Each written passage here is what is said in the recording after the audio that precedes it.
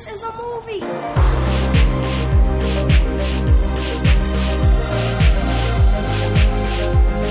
Keep repeating. It's only a movie. Only a movie. Only a movie. I love movies. Gosh, I love movies.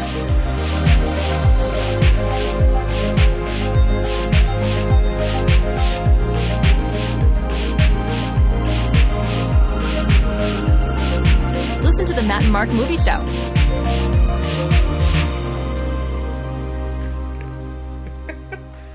We had to kick. It's not a podcast unless we have to kick the podcast cat out of the studio. That's when you know you're really rolling and it's going to be good. That's right. That's when you're making podcast magic. So much magic.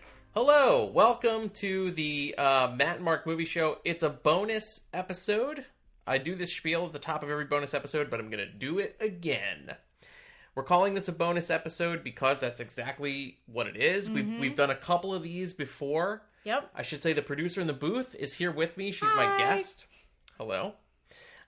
We recently went to Las Vegas, and that's what this podcast is. You're going to hear us kind of do our usual bonus special episode, travel log kind of recap of our trip. I do want to preface with a couple things really quick. If you're new, or this is your first episode, this is usually not what this podcast is. But we have done a few of these, and people like them.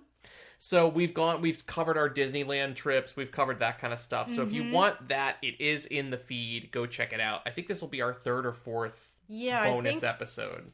Third. I think this is the first non-Disney travel bonus episode. Yeah. Guys, we went somewhere other than Disney. We went to the Disneyland of adults. Woo! Las Vegas 2024. And just so you know, obviously I should state, our sound setup is slightly different because, you know, Jess and I live together. I don't know if you guys knew that.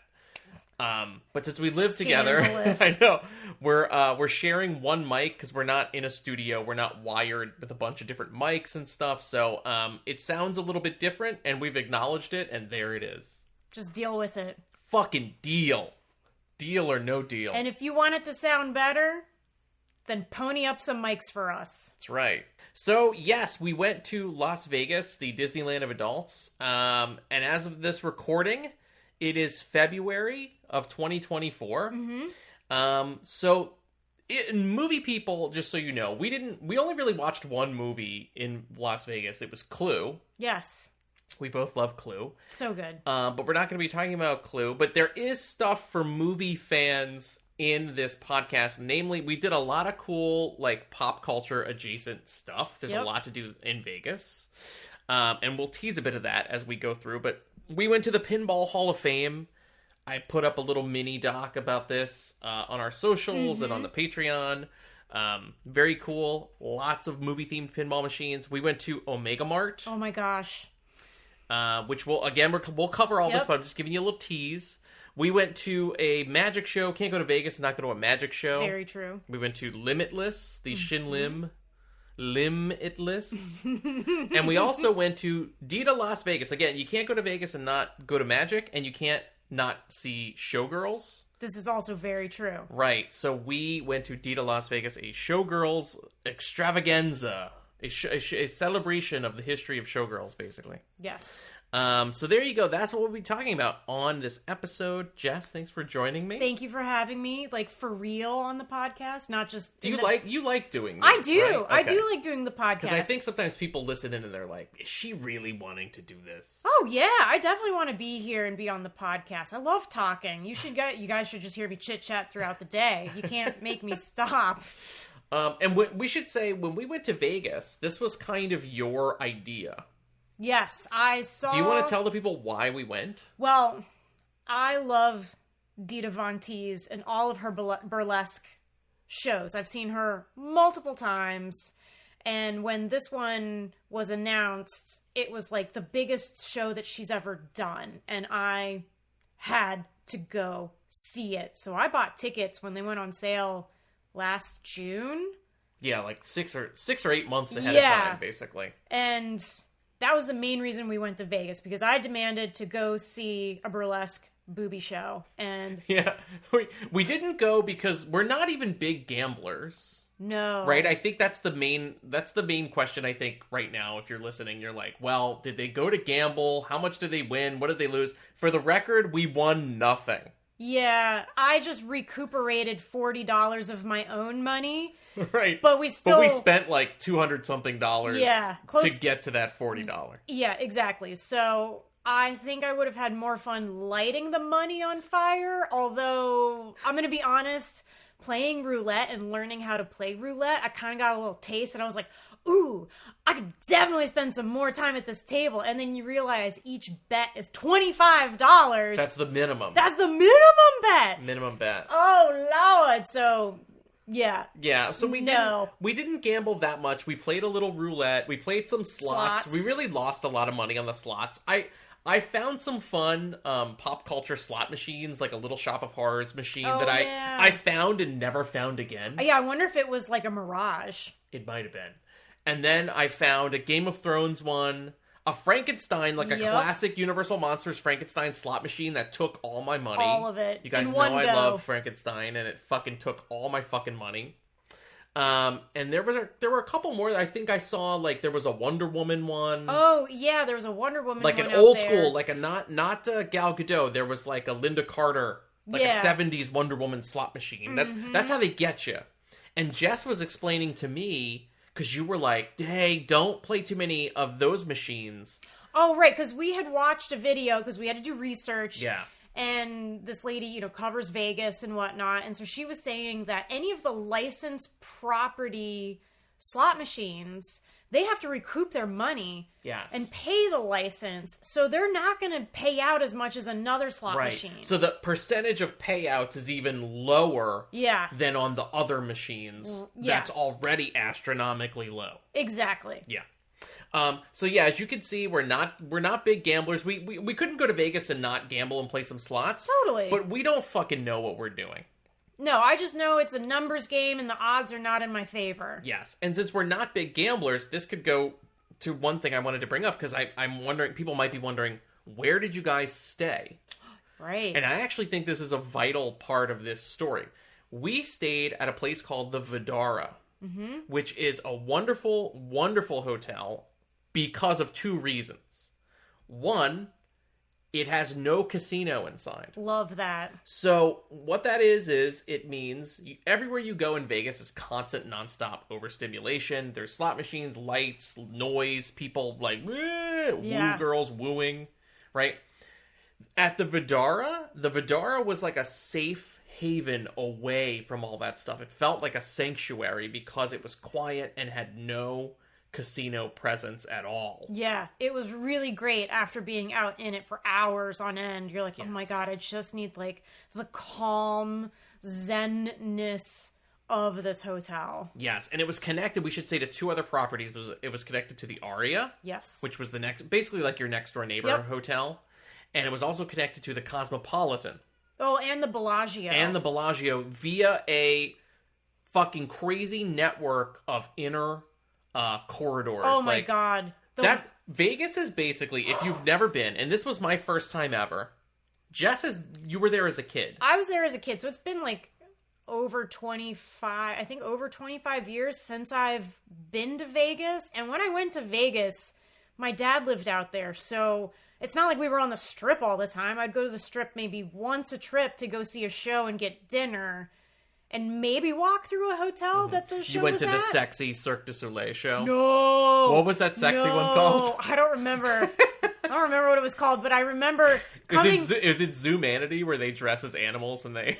Oh my god. That one always seems kind of perverse to me. It might have been. I don't think it was that one. But anyway, yeah, I remember coming off the plane, like landing, and at that time, and I still do, I love Cirque du Soleil. And Cirque du Soleil is fucking awesome. They're great. I will go to bat for Cirque du Soleil. I love them. Okay, but we land, we meet my dad at the airport, he picks my sister and I up, and I see an ad for a new Cirque du Soleil show. I'm like, oh my god, Dad, can we see that? And he goes, no.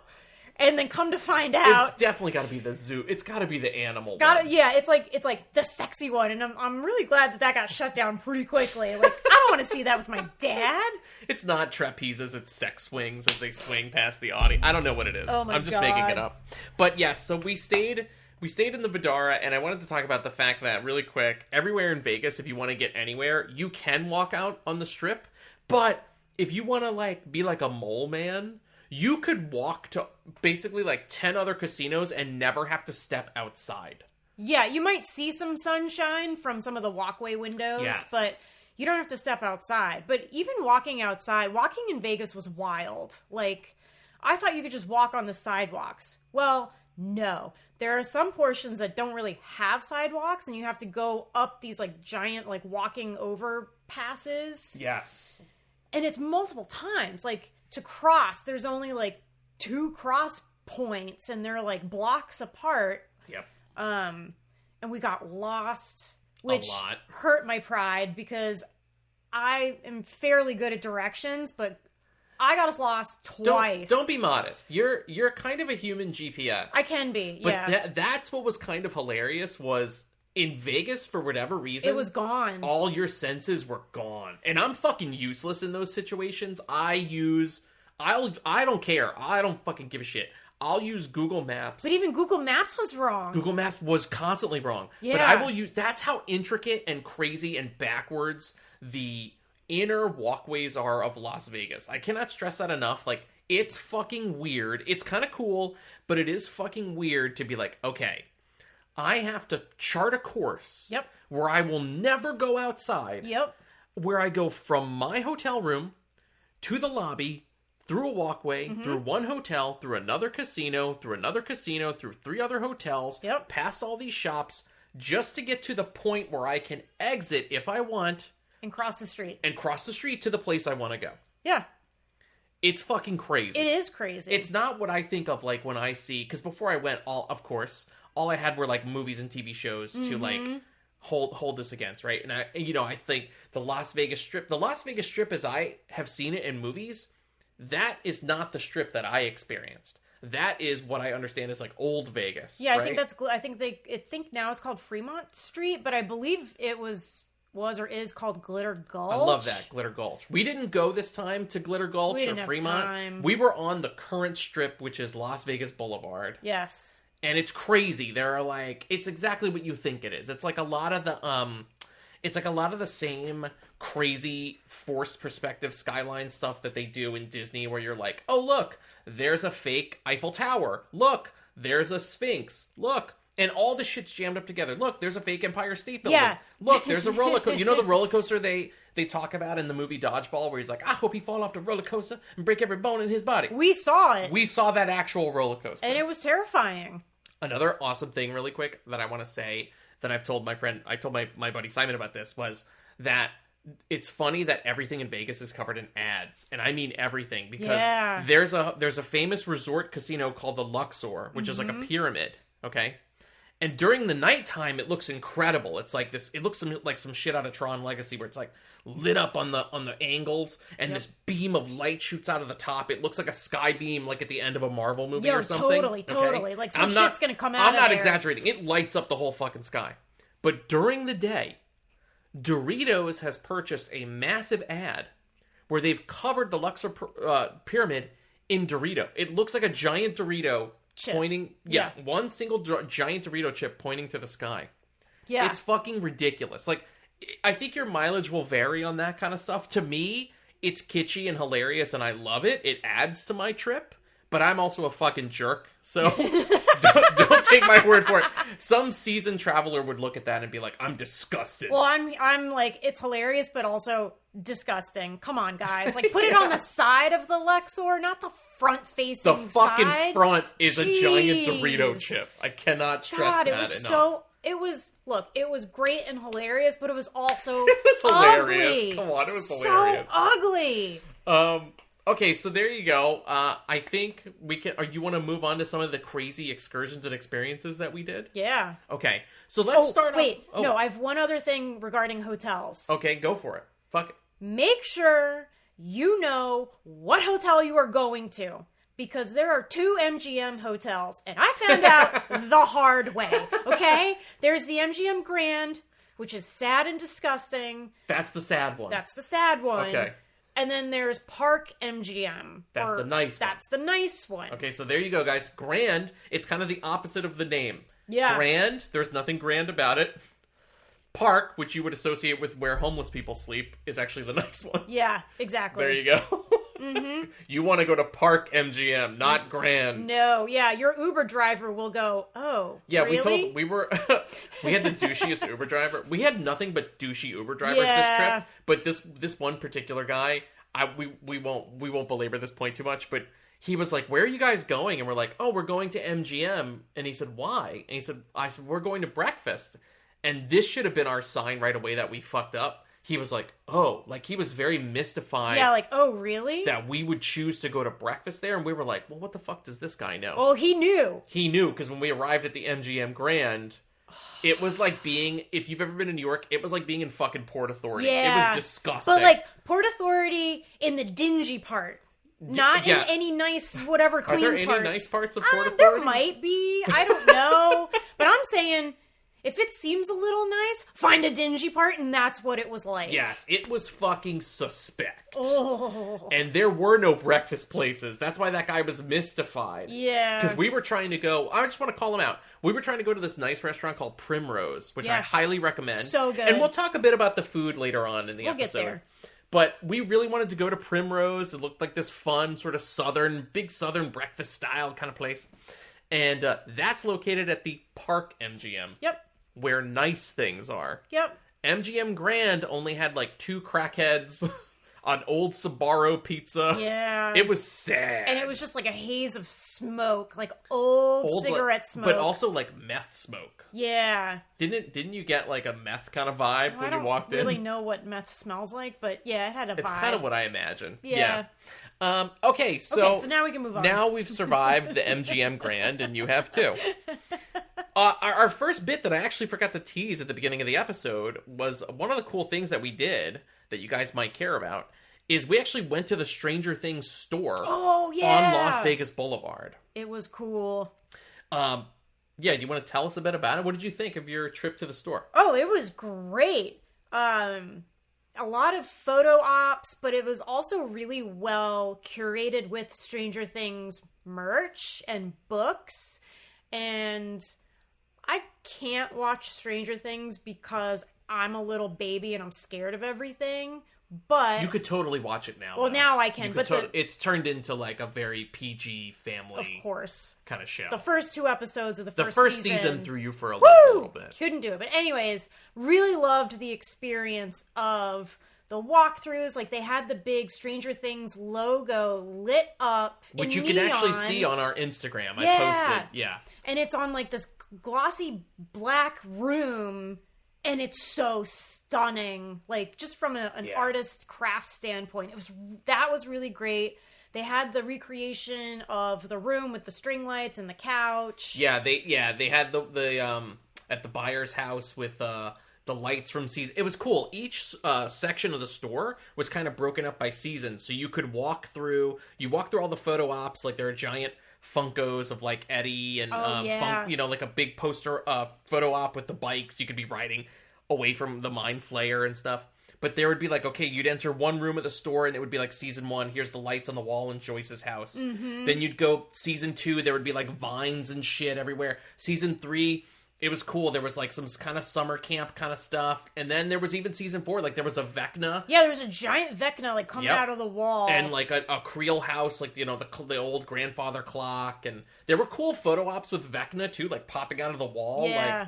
Like HHN level photo ops. Right. Yeah, it wasn't one of these shitty places where you're like, it's a photo op and it's like a cardboard cutout. Like they had big statues and standees and, well, not standees, but like big statues. And I even Demogorgons and Demodogs and stuff, yeah, that one was really fun, and I love seeing the merch as well. Yeah, totally. They had also a Palace Arcade, which was cool, recreated from the show, and they had like arcade cabinets from the show like they didn't just have like 5, here's Pac-Man. No, it was like, here's Dig Dug, because that's what they played in season 2. Yeah, like the level it was of really detail cool. was great. Really cool. I would not expect.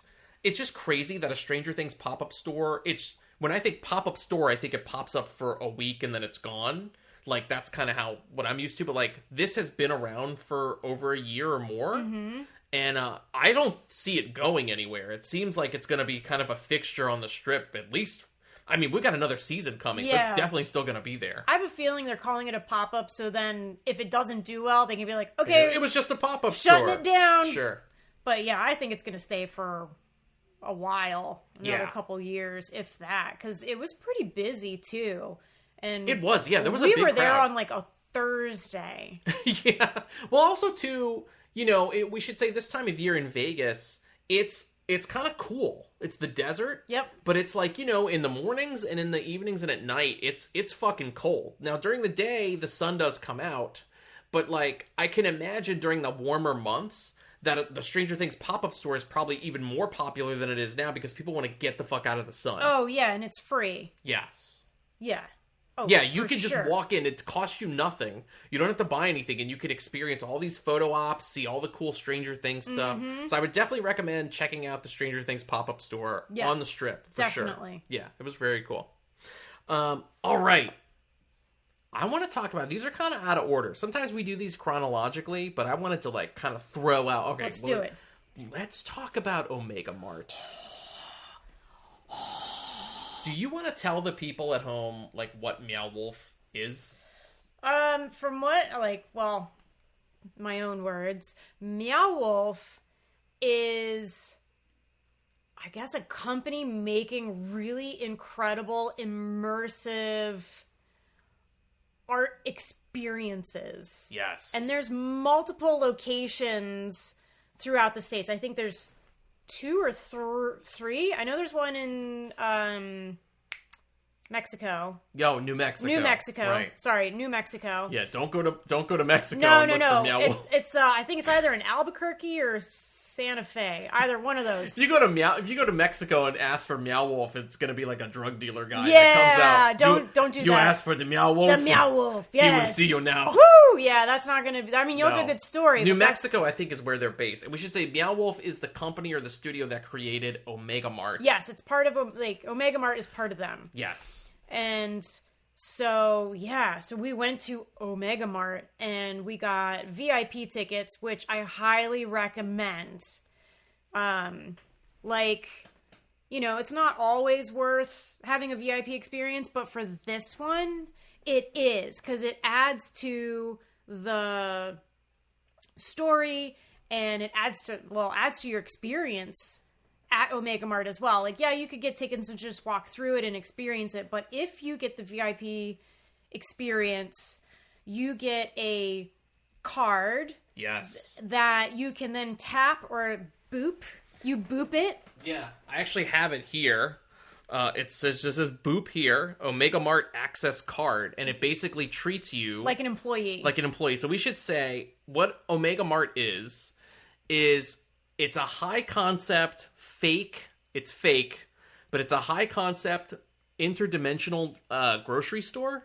Is that fair to say? I think so. Yeah. It's like to me, it reminded me of somewhere between like Omega Mart is like if Twin Peaks and Rick and Morty had a grocery store. Yes. And all the products in it are weird. They're all like things that don't exist, like Tamalgamations, which are like weird tomatoes. Right. There's like corn drills. They're like power drills that are made of corn. I got a banana flask. You got a banana flask. There's you got also a whole chicken, a tattooed chicken. Yes, I got a stuffed tattooed chicken. They're like these wild, like Rick and Morty like products. And by the way, they're all for sale. Yeah, you can buy everything off the shelves. You can pull something off the shelf at Omega Mart. And so that's what we're talking about. So if you do that, kind of similar to a regular grocery store where there'll be like little kiosks or points for you to check like a price on something. Yep.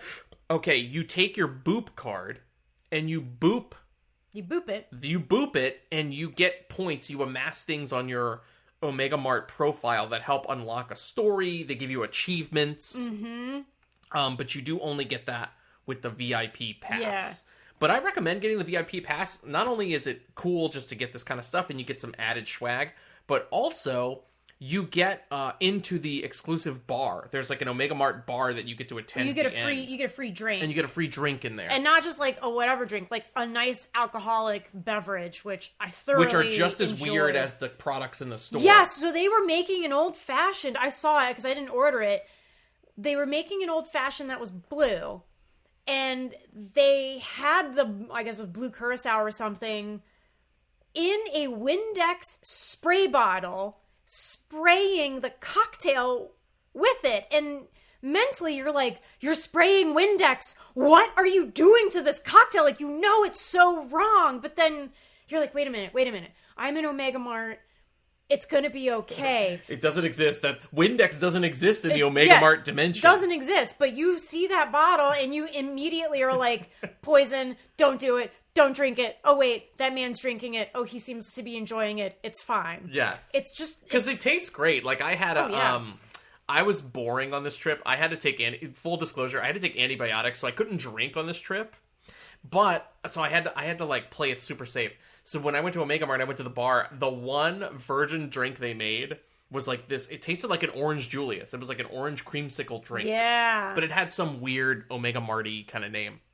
But Omega Mart is fucking awesome because you might walk in and just think, oh, it's just this cool sort of photo op, Instagrammable place that looks like a weird department store out of like another dimension. But there's more to it, narratively and experientially, because there was a bit in the store that looked like a tent, just a tent popped up in the side of the store. Almost like hey, look at this tent gear that we're going to sell you, like, you know, sort of set up. So Jess and I decided to go into the tent. Well, we also saw people go into the tent and never return. And lo and behold, when you come out of the tent, this is what the cool sort of experiential bit is. You entered into it was like this vast forest. Yeah, you crawl through a tunnel. Yeah. And you end up in a vast forest that's not of this earth. It's not of this world, yeah. There are like runes glowing in the walls, and there are like hidden offices and compartments, and at one point it looks like you're in like a space station. Yeah, or like a different interdimensional factory. And I tried to follow the story because that's the cool thing. There is a narrative, but it is super layered and dense. Yeah. And it's about it's basically about like employees running Omega Mart and how some of them want to create a revolution because they think they're slaves, and there's some mystery as to where the products are coming from and how they're made. Yeah. And I thought it was going to be like a Soylent Green type situation where they were like turning the people into food, but it wasn't that. It was like the essence of the food had created a human being, like a being that was a little girl. I think so. And there were crazy bits where like you could enter her bedroom and see her memories, but like you're accessing her memories through her vanity mirror, but the mirror is like a TV screen. Yeah. It was just like very effective. And you're solving the mystery as you kind of go through it too. So like it's not just like you have her room, you have like two of her friends' rooms. Yes. Then you have like this office, and with the boopable card, you're also able to access files on computers and videos and other things. We won't tell you exactly what happens. Yeah, we don't want to spoil too much of the story of Omega Mart, because even though what I told you, it honestly, that spoils nothing. Yeah. It's very cool, and as you can tell, like, by the boopable card, like, there's a sense of that's what kind of why I kept thinking Rick and Morty, because it has this, like, very, you know, kind of weird Dan Harmon kind of humor about it. I think, like, the way things are named, the way products are named, and that you're in this weird multi-dimensional place, but all of it's done with, like, a sense of humor. Yeah, and dark humor. And I think there was one box of something that it almost looked like laundry detergent, and it was called Done. When you're just done.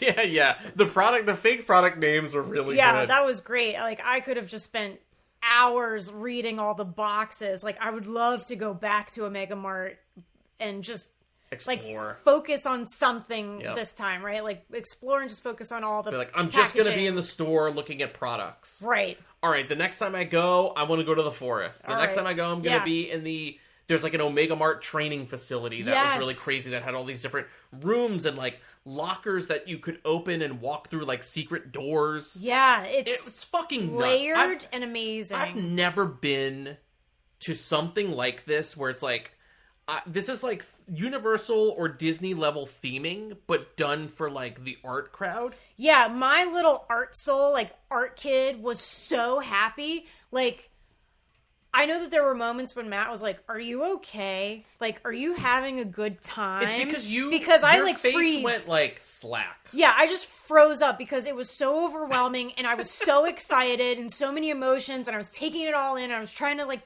carry the story and be like, "Oh my god, what is happening? I gotta look at everything!" Ah! Did you feel pressure to try to look through like every bit of a room if you went in? A little bit, and then I was like, then I realized how dense and layered this whole thing was, and I was like, you know what? I'm not gonna get everything on this trip, and that's okay. I'm not gonna lie. When we went into the forest in the other planet, and we like opened that guy's office, and I saw that you could access files in a computer, I gave up.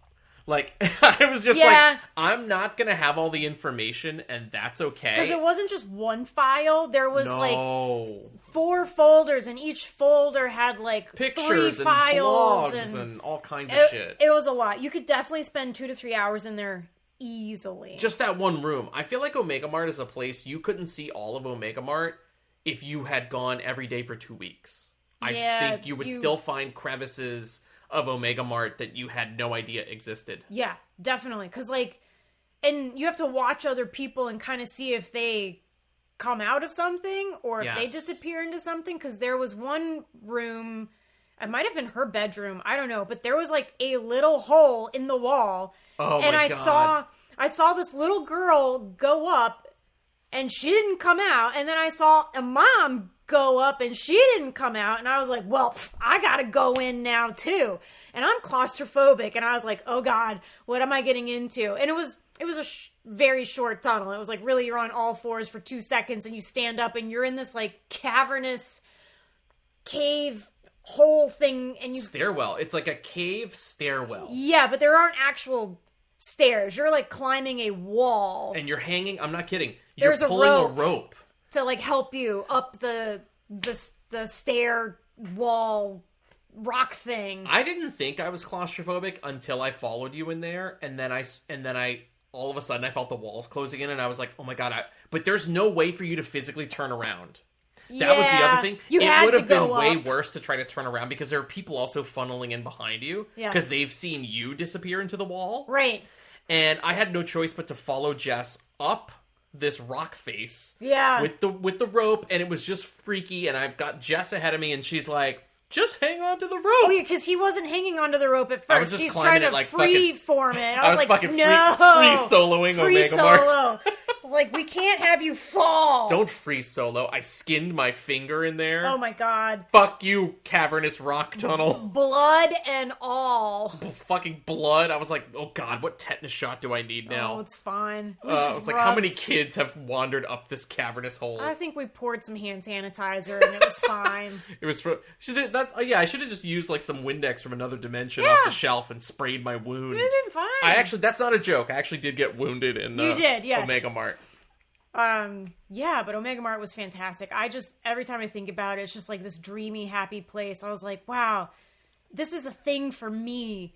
The like weird art kid in me. Like, I loved it so much. Yeah, there's honestly, I kind of want like Omega Mart themed books or comics or shorts or webisodes oh God, or to something. Tell me the fucking story. Well, not just that, like, because the world is so the rich, juicy details.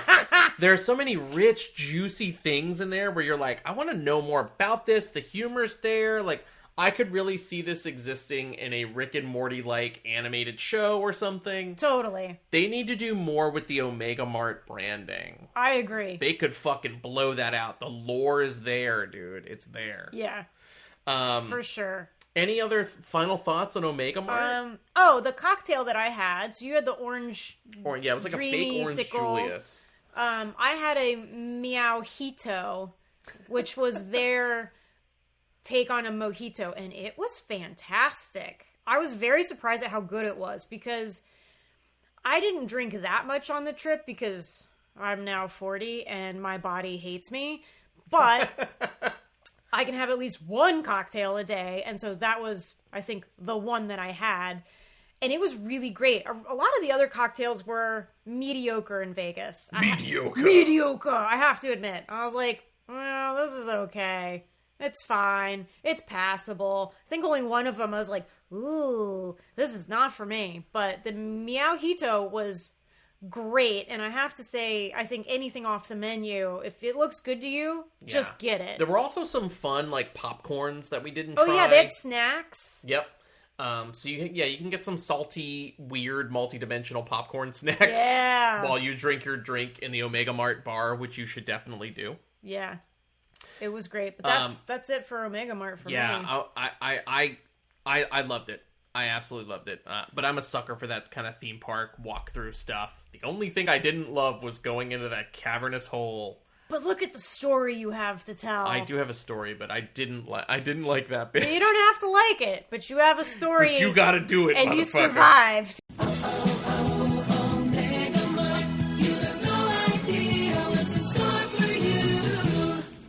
Yeah.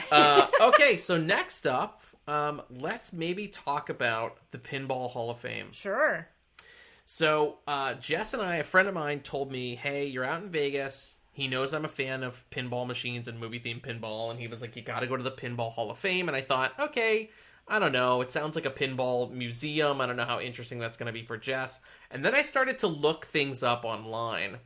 And I realized it's not a museum, it's an actual working arcade where you can play every pinball machine inside. Yeah, and it wasn't that far, because you think, they kind of say, oh, it's sort of off the strip, and you're like... But it's really not far at all. Oh, man. Yeah, no, they said it was like by the airport. I'm like, oh, Jesus. And then you remember, oh, the airport's very close to the strip. Yeah, the airport's like a 20-minute taxi ride away, maybe. With traffic. Maybe. Yeah. So the Pinball Hall of Fame, I can't say enough nice stuff about this. If you want to see a cool mini doc that we shot about our visit there, that is on our TikTok, and it's also on our Instagram at the Matt and Mark Movie Show. But I'll just say, thank you for going with me. Oh, yeah. Because I know this probably was not at the top of your to-do list. Not really. But you had a good time. But right? I had a good time, and also somebody's got to film you playing the pinball machines. That's what the producer in the booth does. I'm not just in the booth. I'm also the producer in real life. You're a very nice person. I'm pretty good. But I had fun. Like, I liked seeing all the old, like the super old pinball machines. Like we played like a 70s Charlie's Angels pinball table. But even like ones from the 60s that are hand-painted glass. Yes. Just from another, like, a craft artist standpoint, I'm like, oh my god, it's hand-painted. Yes. It was wild. And there were so many machines we didn't get to... I mean, when I'm telling you, it is a full-on... Imagine a fucking Costco-sized warehouse. Yep. Of rows and rows and rows of working pinball machines. Yeah. From every era, every movie tie-in machine you can think of. Old machines, like from the original Flintstones movie with John Goodman, to brand new machines like the Stern pinball table that for Jaws, as well as the Mandalorian. Oh, yeah. We played a bunch of them again. You can see them in the doc, but some of the highlights, like we played Ghostbusters. Jess played this really cool Big Lebowski pinball bowling game. Yeah, that one was kind of weird, but kind of awesome. You were good at it, I think. Yeah, well, better than some of the other pinballs. I got to play Elvira, which is one of those like so famous pinball tables. Really cool. I got to play Ninja Turtles. There were a couple other ones. It was amazing. Like I would turn a corner, and it was like I had pinball ADD. I couldn't decide what machine. He was like, I'm gonna play this one. I'm gonna play this one. Wait, no, I want to play this one. No, I want to play this one. And it wasn't like an arm and a leg. Like, it was like, hey, here's a change machine. You're going to spend 50 cents on this machine. 75 cents on... 75 cents on this machine. 75 cents on this machine. Or $1 if it's a, newer sort of pricier one. Like Jaws, I think, was $1. I think so. But it was fucking excellent. I can't say enough about it. All the profits, I think, from the Pinball Hall of Fame go to charity. Yeah. Which is one of those kind of crazy things. Like, hey, they aren't just weird, eclectic pinball collectors. They're also, like, people who want to be charitable and like help other people. So it actually, you're playing for a good cause. Well, we hope. We don't know what charity that they were that's giving true. to. It could be like the charity of Fill in My Pocket. Yeah, I don't know. But they did say, like, you know, it is for charity. The Get Me a New Toyota Truck Foundation. Maybe. I don't know. But, like, I mean, you know, you never know if the charity aligns with your values, but... True. But they do... We want to believe that it does. Yeah. I mean, they also had tie-dye sweatshirts, so, like, I'm hoping that it goes to, like, good stuff, Yeah, right? man. I think it does. I had the fucking best time. They have so many goddamn machines there. Like, I'm telling you, if you're in Las Vegas and you're semi-nerdy and you like games and movies and pop culture, your fucking first stop needs to be the Pinball Hall of Fame. Yeah, it was worth it. I'm not a huge pinball You're not person. a pinballer? I'm not a pinballer. What are you, a pinballer? No, you guys will probably see me play it if you watch the mini doc. You were pretty good at the Big Lebowski bowling game. That one was okay, but I think I played Jaws, and I think you can just hear me say, "What the fuck? What the you bitch?" Like I just Jaws was hard. It was so. You were hard. supposed to like get the ball. Like there were certain challenges where it was like hit the chum bucket. Yeah. Okay, now hit Bruce the shark in the face. I can't avoid aim. Bruce. Yeah, no. Yeah, I was like, how am I supposed to do that when I have no control over this ball and it keeps going in the center of the table and out? Yeah, no. Also, by the way, quick thing for our people who follow these bonus episodes. Our last Disneyland trip where we found the Indiana Jones pinball adventure, that was actually there at the Pinball Hall of Fame. Yeah, they had one. Funny enough, so it does exist outside of the parks if you're interested. Yeah. There is one at the Pinball Hall of Fame. And you can play it. Yeah, you can play it if you want.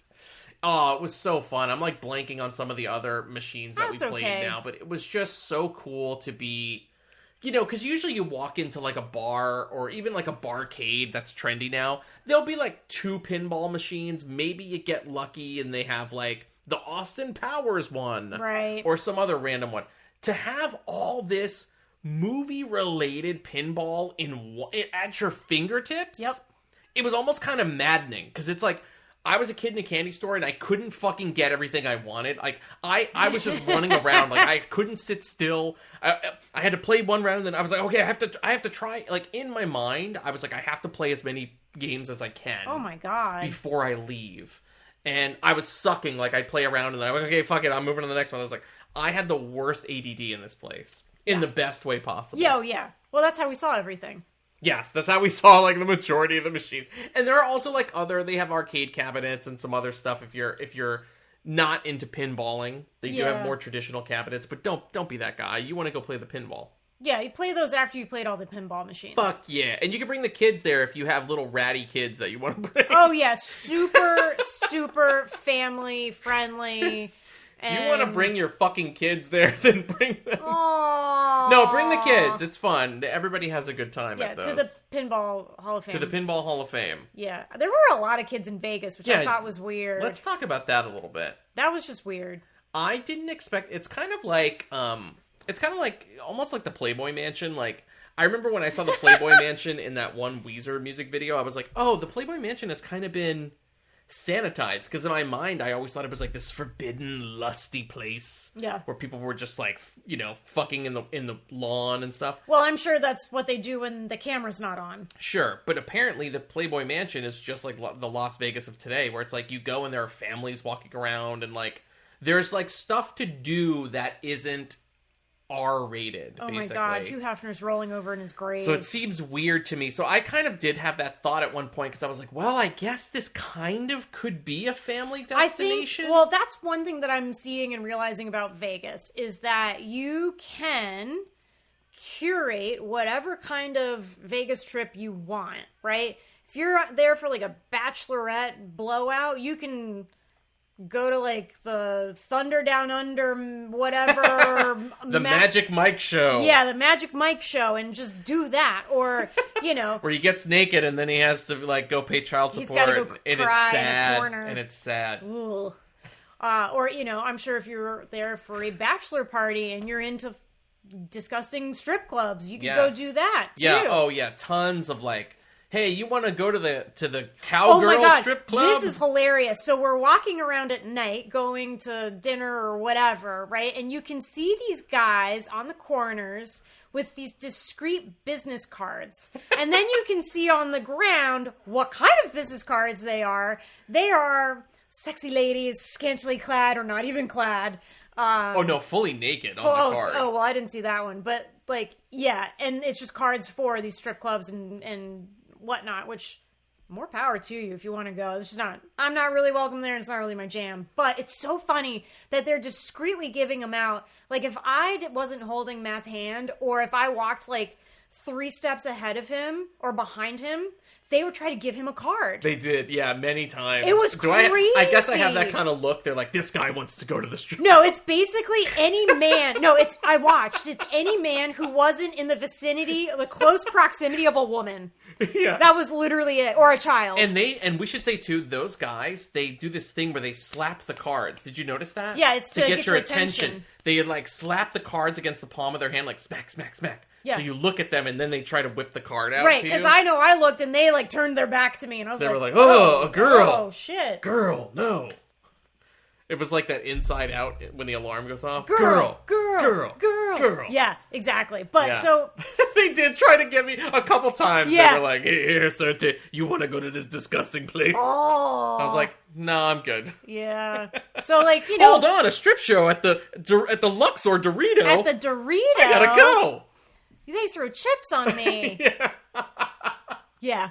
Naughty chips. Naughty chips. But, Yeah. I think Vegas, you can now do whatever more- you want. There are more family things I noticed, like billboards for stuff. Like, Yeah. hey, here's this thing called, and I'm this nerd. I was like, oh, I would have totally done that. Like, go to the Dino Adventure where you uncover these like animatronic dinosaurs. And I was like, we're not going to go to that. But I was like, I would totally do that. We need to borrow somebody's kid. Like, if we have friends that are listening and you have a kid... Rent me a kid. One kid. Not for the full weekend. Yes. Just come to Vegas so with I can us. go to the Dino Adventure. Matt will take the kid off your hands for the afternoon. It was the Universal Park in me, park goer in me, where I was like, I saw Jurassic stuff, and I was like, I want to do some dinosaur shit. Oh my god, I'm glad we didn't go to that But there one. is family stuff, like at the Meow Wolf Omega Mart, outside of Omega Mart, there were like arcades and axe throwing and it was zip part lining of and a weird amalgamation of stores. it's called and Area things. 15. Oh yeah. It's like a complex of stuff that you can take your family to go do, basically. Totally.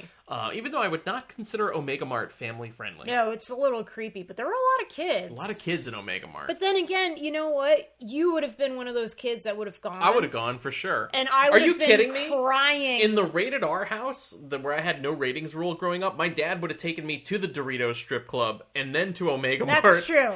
He'd have been like, well, I'll take you to the Dino Adventure, but first we gotta see the ladies. No, Dad. No. All right, let's do this. Because I think maybe we'll save Shin. Let's talk about, on the subject of naked ladies. Yes. Yeah, people, if you listen this far, get ready. It's gonna get saucy. So saucy. DITA Las Vegas. Oh my god. Go ahead, go for it. I have seen Dita Von Teese's burlesque shows back in New York multiple times. I saw her in San Francisco and now in Las Vegas. I'm a fan. I haven't really gone beyond Dita for burlesque shows just because beyond Dita I haven't really like dug in too hard and I don't really know a lot of performers and all of that. I just love Dita. I love the aesthetic. I love the props. I love the craftsmanship that goes into the set production and the costumes. I love all of it. I just love all of it. And so when this one came out, it was massive. She's got like, I think 20 dancers with her on this stage or this production. And the other cool thing about this show is that it's in the Horseshoe, and they have a theater called the Jubilee Theater, which had the original like big showgirl show. I don't remember the name. I think it was just the Jubilee or something. Sure. But Jubilation. Oh, maybe? I think it probably was Jubilation now Yeah. that I think about it. But they had, it's like the classic showgirl, like the big feather headpieces and sequins and dancing around and shit. So they actually used the original, I know I'm getting super amped up. They're like, oh my God, producers in the booth, calm down. They used I like the passion. a lot of the original showgirl costumes. So in the first, act or whatever, DITA comes down out of the ceiling. Out of the ceiling! And it was amazing because that's how the old show was done. They had multiple pieces of the ceiling that could come down and drop, these like descending platforms. Yes. Like kind of artfully would kind of come out of the ceiling and then kind of disappear back into the ceiling. Right. And that was so incredible to see multiple dancers coming down out of the ceilings, like just above, like literally right above you. And we had amazing seats to the show, which was... Yeah, we were like way up front. So there's like the theater section where there's kind of traditional theater seating. Mm-hmm. But then up front by the stage is like a cabaret area where you're in like you have these little tables, these little four-toppers. We were there in the cabaret section. Yeah. So like DITA Von Teese was as close to me as Jess is right now. It was amazing. It was pretty crazy. It was so great. It really felt like you were in the middle of like a showgirl explosion. Yes, it was like a DITA Von Teese show on steroids. Yes. And they had a bunch of new dancers. Dude, our cat is desperately trying to claw his way to the studio. Yeah, you can see his paws under the door. He is ruthless. Jesus Christ. Hopefully you can't hear him. Oh, they've probably heard everything. Yeah, it's fine. Sorry guys. It's fine. Yeah, I can't wrangle him and be on the show at the same time.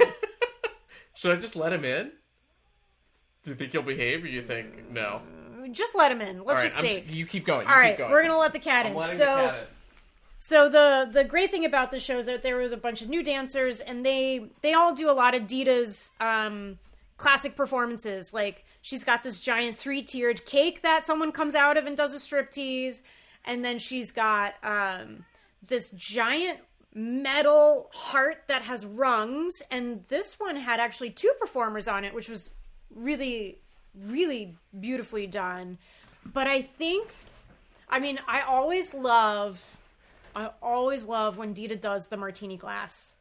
Oh, that's what she's famous for. That's what she's famous for. And I think she did it in Olivia Wilde's movie with Harry Styles. And Oh, Don't Worry, Darling. Yeah, I didn't watch it. We didn't watch it. But I know that DITA's actually in that, and she's also in the Taylor Swift Bejeweled music video.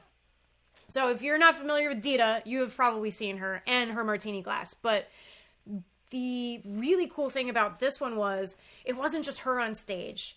Like at the beginning, she's doing the striptease, and then she gets into the glass, and then the curtain raises, and there's 5 other glasses and 5 other performers in the glasses, and it's bubbles and water splashing everywhere, and it was amazing as always. And then I think my other favorite part, oh my god, everything's my favorite, but one of our favorite performers is usually with DITA on these shows, thankfully. Oh, Dirty Martini. Dirty Martini. She's a fucking legend. God damn it. She is talented. I don't know how you would describe what Dirty Martini does. She does like the tassel I would call it like, yeah, twirling. I would call it like, yeah, but it's almost like a show of, it's almost like an incredible show of like boob concentration. Yes! That's kind of how I would describe it. Like, if I had to describe it to you, I'd be like, the way that like a mentalist can read a human being, she like uses her beautiful mind to coordinate her boobage to twirl in various directions. Yeah. Yeah. So like that's how I would describe it. Like we've all seen boob concentration. Tassels twirling or whatever. She can twirl them to the left. She can twirl them to the right. She can twirl them opposite ways. She can helicopter it, which means she's twirling them opposite ways and leaning back. She does all this too, by the way, to the it's that Dick Dale soundtrack from Pulp Fiction, like yeah. So it's pretty cool. I love it. I've gone with Jess, not to every show, but like I think I've gone to the last 4 shows that DITA's done. I always have a good time. I just love it's fun. You're seeing a bunch of naked people. Yeah. And it's crazy set designs and just like, and then boob Olympics, like boob concentration. And every time, Dirty Martini's always my favorite thing. She's so great. I always, because I'm like, this is fucking nuts. Like, dude, fuck America's Got Talent. Like, if you want to see some real talent, okay? You haven't lived until you've seen this lady twirl her boobs on command. Yeah. It's fucking awesome. It's pure talent. That's talent. It's so America's Got Talent. good. It's great. Yeah. Oh my god, I love Dirty Martini. And okay, the other great thing about this show is that the stage is massive. And DITA was able to drive one of her vintage cars across the stage. Yeah, she fully drives the real car out on stage. Yep. And then apparently Jess was telling me, and I thought you were joking, but you were like, no, she actually drives that car around town. I was like, get the fuck out of here, because it's not like a Kia Soul. It's like a fucking.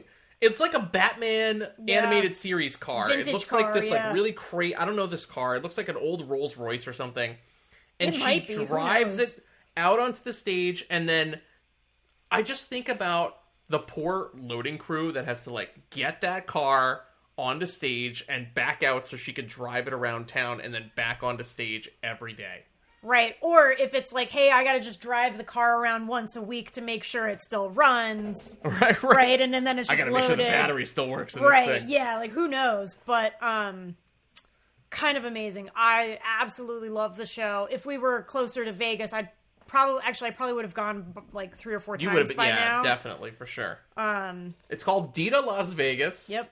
And I highly recommend going. Even if you don't think you're into burlesque stuff, A, get out of your comfort zone, but B, I feel like you can't go to Vegas and not do like a fun showgirl kind of thing. Yeah, that's how I feel. It's not like the guys on the strip. It's No. not like the slapper cards. This isn't a fucking strip club. It's not trashy. It's like a crazy show that happens to involve boob concentration. Yeah. Like, look, they strip down and, they rip things off. And There's, FYI, it's not just, it is equal. It is Yes, equal. this 'Cause one's very equal. You'll see naked ladies and too many naked men. Oh, though. it was just enough naked men for Too me. many naked men. Well, they're not fully naked. One guy is like fully naked all the time. He's not fully naked. That's your favorite guy, Jedidor. He's not fully naked. I have seen that guy naked too many times. He's pretty close to naked. It's a problem. No. Because I've seen him naked more than I've seen myself naked, and at this point it's a problem. Oh. Too much naked. That guy, enough with that guy. Like, put a fucking shirt on. He has a shirt on, and then he just rips it off. No, keep it on. No, it's fantastic. He's fantastic. He's just a lot of fun, too. And don't be fooled. Okay, so here's the other thing I want to quickly say. DITA Las Vegas is located in the Horseshoe Casino. The Horseshoe Casino is fucking gross. It is gross. It's like Port Authority. Yep. Another Port Authority. However, the Horseshoe Theater, is super nice. Yes. And the show is incredibly high quality. Yeah. So do not be fooled by the rough exterior. Exactly. There is a diamond inside of that disgusting Port Authority. Yeah. And it's the DITA show. Exactly. That's what I would tell you. Please don't be afraid of the Horseshoe Casino. Mm-hmm. Just proceed to the theater and avoid everything else. Yeah, like get dinner somewhere else. Definitely fucking eat somewhere else. Yeah. The cocktail I had was okay. It wasn't great, but it wasn't bad. You said it was like the DITA gin, right? She has Yeah, her own gin there's or like something? a gin that she's like an ambassador for. I don't know if it's like her specific gin. I think it's called Sweet Gwendolyn or something. I believe it's a French gin, which I'm not very familiar with gin, so that's all that I know. It was all right. And I drank a water. Oh, water. But that's okay. You survived. I was such a square this trip. Like, we went to dinner one night, and Jess is like, I'll have this amazing cocktail. The bartender will make all this crazy. And I was like, I'll have a ginger ale. And then the waiter was like, a virgin ginger ale? And I was like, yes. He's like, okay. Yeah. He's like, I see what kind of fucking guy this is. But you know what? Actually, I think you playing it pretty straight kept us out of trouble. Oh because my God. we yeah, can probably. we can egg each other on real quick. And in Las Vegas, we could have gotten into a lot of trouble, for sure. This would be a very different So maybe podcast. maybe it was a blessing in disguise that I couldn't drink on the trip. I think so. I probably would have ended up being one of those girls on the sidewalk throwing up her guts, having a really great time. We did see those people too. We did. We saw a lot of sad stuff. Like I think the saddest thing I saw was a guy in the slot machine area. I can't remember which casino we were in, but he clearly, like, gambles every day. It was sad, like Nicolas Cage in Leaving Las Vegas. And he had fallen asleep. With his cigarette still lit in his fingers. Which is not safe. And he had fallen asleep at the slot machine, like, mid-pull. Yeah. And that was sad. I think that's also when I was like, maybe I don't need to gamble too much more money. Like, maybe I'm good. Yeah, maybe that's enough Vegas for today. Yeah. Like, when you were at the roulette table, there was a guy who sat down, and it was cool, because he was kind of, we don't fucking know what we're doing. He was helping me out. He was kind of explaining to Jess, like, roulette sounds fairly simple, like, oh, bet on red or bet on black. No, dude. Not anymore. The way that you bet on it is so complex. I'm not going to try and explain it now on this show, because I'll bore Just us all to find a tears. YouTube video. But this guy was cool. He was kind of explaining to Jess a little bit, and then he just laid out $300 like it was nothing, and he lost it all. In one go. In one roll of the roulette wheel. Yeah, so I had bet on red, and I had won. Yes. And so I was like, whatever, I'll bet on red again. And he saw that I had won, and so he was like, oh, I'll take $300 and I'll bet with her. Probably thinking it, we both lost. Except you lost like $40 and he lost $300. Oh, I lost $25. Because the minimum bet's $25. Yes. We didn't do any craps or sports betting or anything like that. We just did slots and roulette. Oh yeah, you want to open that door? I know, our cat has just been desperate to get in here. Anything else you want to add about DITA Las Vegas or any of the sad things we saw in the casino? No more sad things. Okay, let's finish off our last experience that we did was Limitless. Shin Lim. Shin Lim, Limitless. The limb in Limitless. It was a magic show. Illusion. Funny enough, we talked about America's Got Talent. He was on America's Got Talent. And I believe he won. For his magic? Yeah. What his deal is, if you've never seen him, is he is a sleight of hand close-up magician. Mm-hmm. So he does a lot of card tricks. They are amazing and impressive. I'm more of a magic fan than Jess is, so she was cool enough to go with me to this. Well, you went to DITA, and I was like, all right, you get to pick one night event, because right. that would have been You forced me to go to the booby show. I know. And so I was like, I want to go to the magic show. That's fine. But I will say this. As cool, and like, I really do genuinely love illusions, and I love magic. I've been to the Magic Castle in LA. I've seen some amazing shows. I've done some other crazy illusion stuff in New York when we used to live there. This was okay. I think Shin Lim, my problem with the Limitless show, and I'll just say this, the magic in it for Shin Lim was incredible, but Shin Lim himself is kind of a drag. Yeah, it was very quiet, and he's very self-serious and a little pretentious. He's like if your pretentious NYU friend got into magic, and you're like, oh, Jesus Christ, now I gotta listen to this life story so you can do this trick. Totally. And here's what called extra attention to it, was he shares the stage with a very cool mentalist called Colin. Is it Colin Cloud? Yeah, Colin Cloud. This fucking guy, I want to make it known. He was awesome. Colin Cloud was fucking excellent. Yes. Now, if you do go to this show, Colin Cloud is worth going to this show, because he is just that fucking good. Yeah, agreed. But here's the problem. He shares the show with Shin, but their styles couldn't be more different. Yeah. Shin is a more traditional close-up magic guy. Colin Cloud is a mentalist who plays more with the audience. Shin Lim is very self-serious and quiet and sort of contemplative about his work. Mm-hmm. And Colin Cloud is more like a comedian, where he like gets the fucking crowd laughing and going, and he performs these crazy feats of mentalism. He's asking for volunteers. He's that kind of a magician. The problem is, I like both of those styles. I don't like them together. Yeah, it was too much of a contrast. It only calls to attention, to how sad the Shin Lim portion is. Yeah, or a sad feeling. It's not that sad, but it's just sad feeling. I'll just tell you this. Colin Cloud plays like punk rock and pub music, and Shin Lim plays like the soundtrack from Oppenheimer. Yeah. Like, that's not a joke. That actually does happen. Yeah, I will say this. Like, I'm not that into magic, or like not well versed enough, but Shin Lim makes the, what do you call them, illusions? Yes. Illusions, Michael. Illusions. He makes them look very easy, which is clearly the sign of a master. So now I want to know, well, how the hell did he do it so I know how hard it is to actually do these things, which I know I'll never get the answer to. But he does make it look very flawless and very easy. And that's also the amazing part. If you can get past the solitude, quiet, right, like, here's my life story when I injured my hand. Oh, yeah. And did magic. Oh, God. Here's when I went to the competition.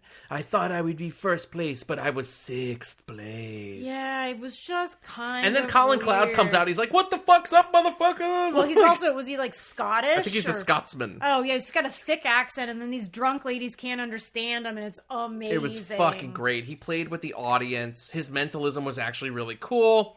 He's also a little more modern. He likes for people to use their phones and stuff for certain tricks. Like, it was fucking cool if you're into that.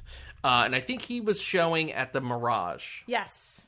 So if you go to the Mirage Resort, is where you can see Limitless by Shin Lim. But also, the Wi-Fi connection down there is terrible. It sucks. So have your tickets ready. But you can do what we did too and just go to the ticket counter and get them to print I your bought ticket them out. from Ticketmaster, so you can get, like...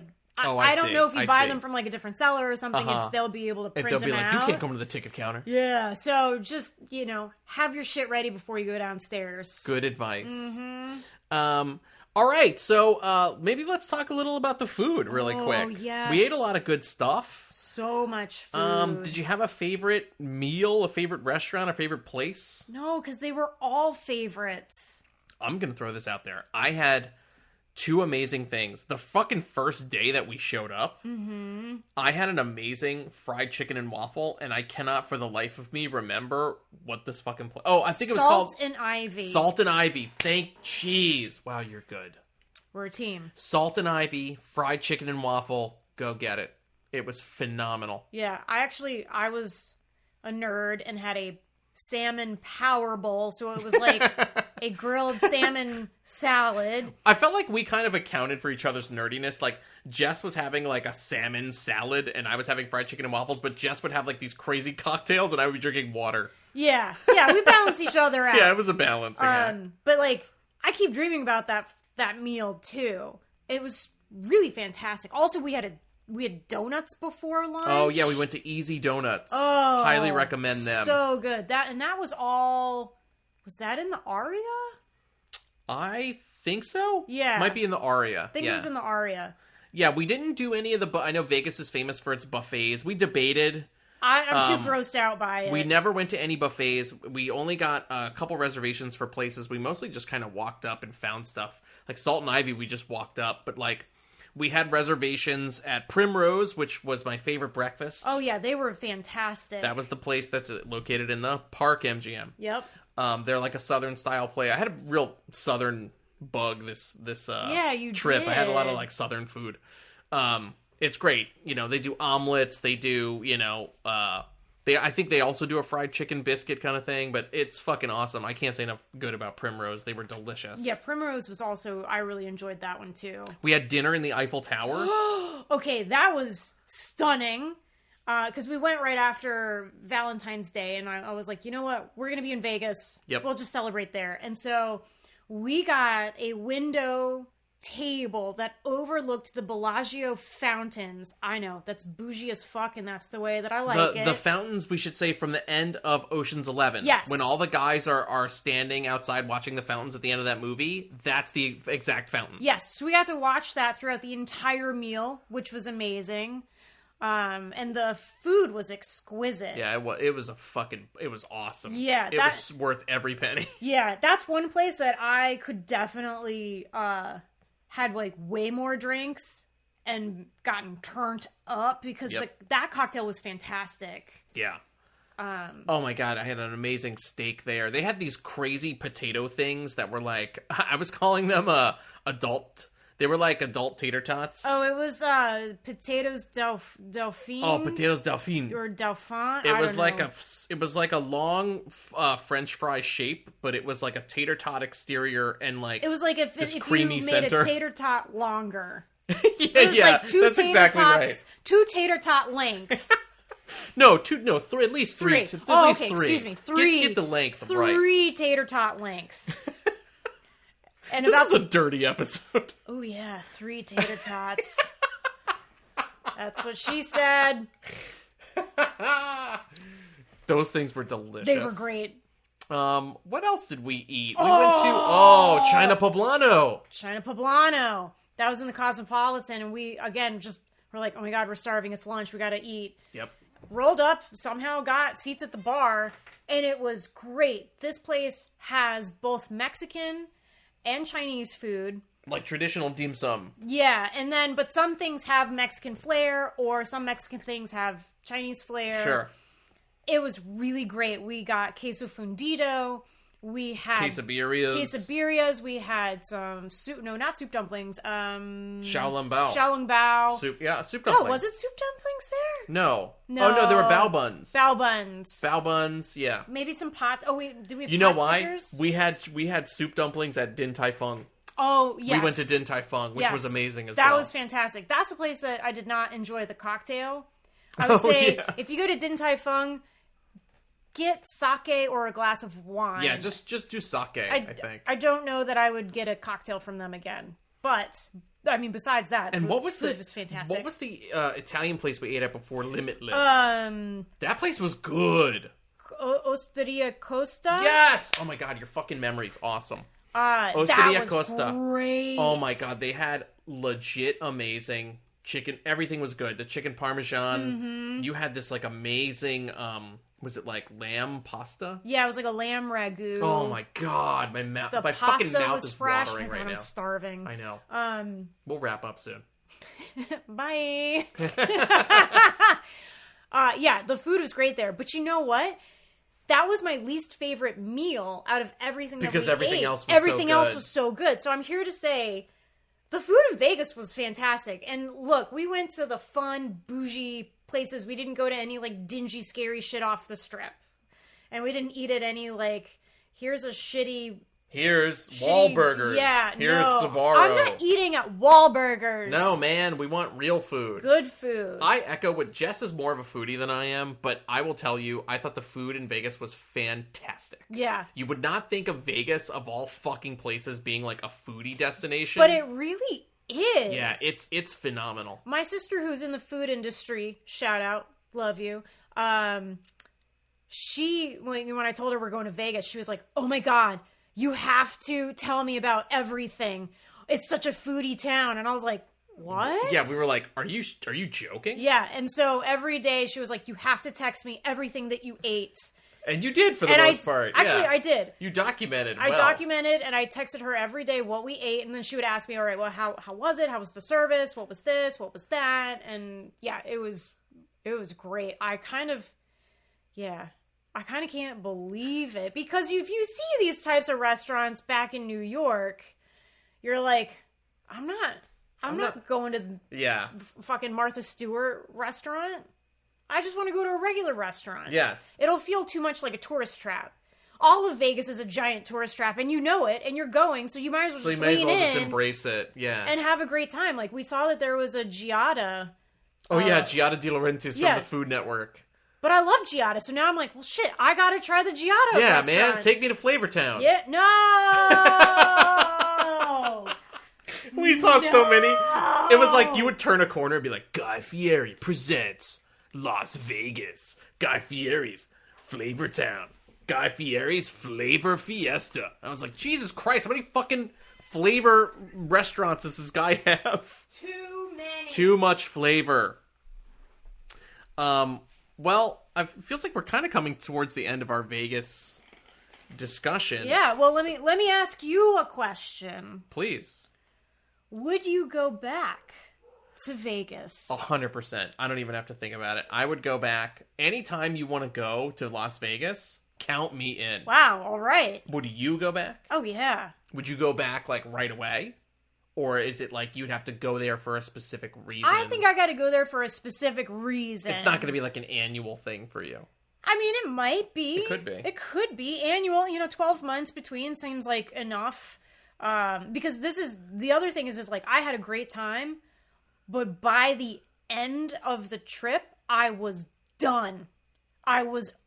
Just overstimulated and done. Yeah, that is true. And yeah, so it can be a lot. Yeah, so much so that we ended up getting an earlier flight, but also also because That's true. Also because we got through airport security fairly quickly, and we were just able to get on an earlier flight. I was like, I'm not sitting in the Las Vegas airport for another 4 hours. Yes, the Las Vegas airport where there are slot machines. Yep. In the fucking airport, and apparently hot tip from our fucking Uber driver, one of our douchey Uber drivers was like, those slot machines at the airport hit really hard. They like, actually pay some out. guy just won $1 million there last week. And I really should have just played them, but I was like, I can't. And there was I'm done. I was obsessed with this when we landed at like first day of the trip, as we're going to, find a taxi. There's a cake vending machine, like a vending machine that was like selling slices of cake. And I was like, oh my God, that looks amazing. And it's such a weird thing, like a fucking cake vending machine. Yeah. And I was like, okay. And I'm not talking like fucking snack cakes I'm talking like actual slices of cake. Somebody cut like a 3-layer cake, like a 3-tiered cake, and like put it in like a fancy package. Yeah. It was like an upscale vending machine. Was it the Cake Boss guy? It might have been Cake Boss. Yeah. But I was like, fuck, I really want to get one of those pieces of cake. That's just so novel and weird. And when we were coming back and getting the earlier flight, I could not find the cake vending machine. Yeah, I don't know if we left out of the same terminal that we landed in. Yeah. We also didn't go to the end of the terminal to check. So if you're in Vegas and you find that cake vending machine, take a picture of it for me. Yeah. And try the cake and tell me if it's any good. Yeah. Please tell us. Please, I want to know. It's been killing me. But yeah, I would definitely go back to Vegas. I think you got to have like something to do. If it's like, all right, I'm planning to go to a Mega Mart and eat at this place. Right. Great. Get yourself a little slice of cake. Get yourself a little slice of cake. Why not? Hey, thanks for going to Vegas with me. Hey, well, I've kind of spearheaded this trip. Thanks for bringing us to Vegas, basically. Thanks for coming with me. No problem. Thanks for being my travel buddy. And thank all of you for listening. Yes! Oh, what a segue. Thank you. Thanks for having me. Fuck yes. Anytime. I'm only here, occasionally. Well, you're always here in spirit, and you're always in the booth. That is true. Don't give away our magic tricks. You're always in the booth. Yeah. But no, I mean like on the show as a guest. Yes, as a guest, yes. Not just in the background yelling at you guys. No. But yes, thank you for doing this show with me, and thank all of you for listening. We'll be back to our normal programming soon. Yep. And we hope you guys enjoyed this little trip down the Las Vegas Strip with us. DITA!